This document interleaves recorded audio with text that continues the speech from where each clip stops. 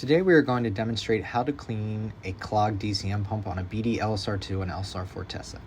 The DCM works the same on both analyzers. When the arm is to the side, two things happen. The needle will start to drip, as it is now the lowest point of pressure on the analyzer, and the waistline to the DCM will activate to catch the drops so as not to make a mess. The lines to or inside the DCM can become clogged due to clumpy or sticky samples, which will result in the sample injection tube or sit to start to drip. Today we are going to show you how to clean out the line to the DCM. For the LSR2, the first thing we will need to do is open the lid. The lid is extremely heavy, so have someone available to help you make sure that the lid does not fall, as you can be badly injured. The struts to the lid can become compromised over time, which can result in them failing to hold the lid open. Having someone to help you can alleviate this problem. When you look inside the LSR2, you will see there is a laser interlock. The interlock is connected by magnets. When the lid is open, the lasers will shut off. When the lid is closed, the lasers will turn back on. This is a safety feature BD added, so when users needed to open the lid to change filters, they would not be at risk of being exposed to laser beams. With the lid open, we are going to unscrew the 3 flathead screws that attach the side panel to the LSR2 chassis, located here. To remove the side panel, first pull towards you from the back, and then you can lay the panel on its side.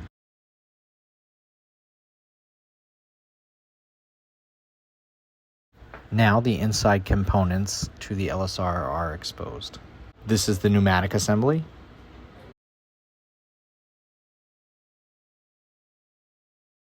This is the valve stack.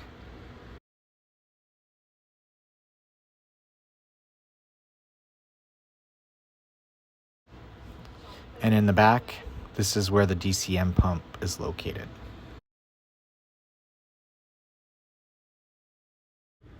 Now we will show you how to access the DCM pump on a BD LSR Fortessa. The first thing we will need to do is remove the 2 front panels. They are attached by 8 Phillips head screws. We will then remove the side panel, which is held by 4 Phillips head screws. The DCM for the LSR Fortessa is located through the side panel.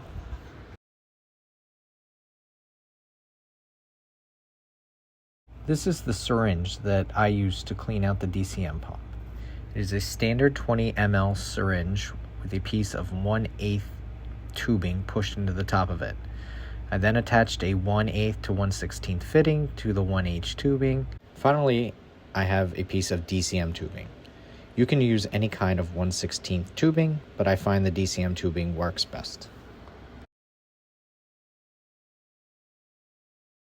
I thought it would be easier to demonstrate how to clean the clog out of the DCM if the pump itself was outside of the cytometer.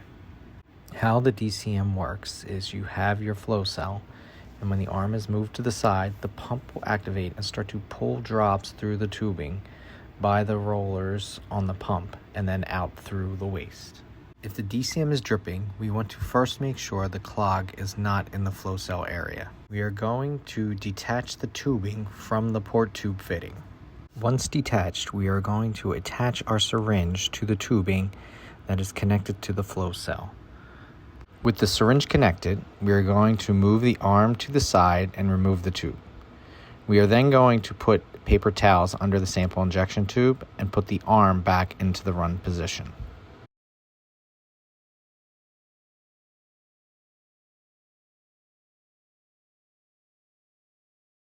Back by the DCM, we have our syringe connected to the tubing that feeds up to the sample injection tube.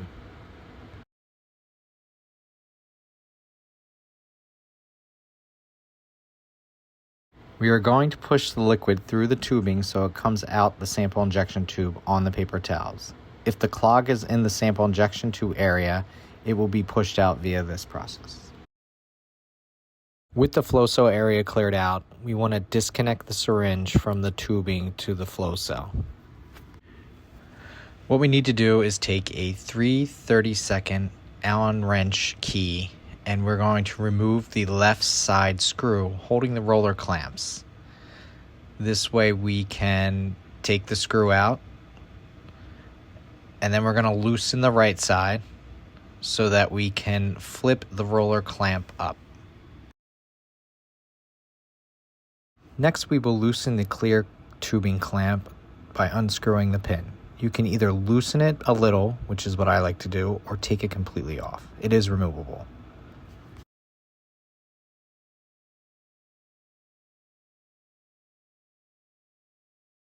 Now we are going to connect the syringe to the right side tubing on the DCM. We are going to push the syringe, and that force will move the clog out of the DCM tubing into the larger waste tubing, which is usually connected to the left side DCM tubing via T-fittings. This is an example of the T-fittings. Typically, this is where the clog will get stuck, in the tubing where the rollers are in the DCM. Here's a closer up view of the rollers. Once you feel the clog has been pushed out, you'll remove the syringe from the DCM line. Now we are going to start to reassemble everything. Start with the clear tubing clamp. Push it back in and start to screw the locking screw. Before you fully screw the locking screw in, you want to pull the DCM tubing as hard as you can. This will tighten the tubing on the DCM rollers, ensuring that there are no gaps. Once the tubing is pulled tight, finish screwing in the locking screw. The reason we do not want any slack or gap in the tubing is that when you put a tube on and it pressurizes, there is no resistance and your sample will be pushed through the DCM pump into the waste. Once we are sure that the tubing is nice and tight on the rollers, we are going to close the top clamp to the DCM. We are going to reinsert the screw to the left side of the DCM roller clamp. While we are screwing in the left side screw, we're going to push down on the DCM roller clamp so that we can be sure that the top clamp is fully sealed against the tubing and the rollers so that there are no gaps. Once the left side screw is fully tightened, we are then going to tighten the right side screw while once again pushing down on the DCM roller clamp. Finally, we are going to give the clear tubing clamp a quarter turn. This will allow fluid to move through the tubing via the DCM. Once the DCM is reassembled, you'll want to run a tube of cleaning fluid through the DCM line. We usually run 2% Contrad. Once the DCM is fully aspirated the Contrad from the tube, we will then put a tube of water on and do the same process with that. Once the cleaning fluid and water have been run through the DCM, the next step is to make sure that the tubing in the DCM rollers is nice and tight.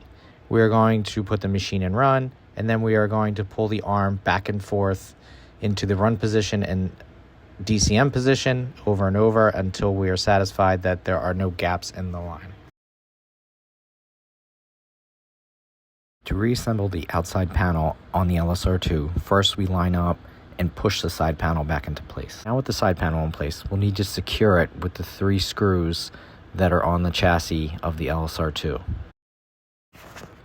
Now with the screws tightened, we are going to close the lid of the LSR2. We are closing the right side lid. We have to be aware of the laser interlock. When closing the lid, make sure that the lid is fully closed. Sometimes there is a little wiggle room with the lid, so you may need to move it back and forth for the interlock to connect.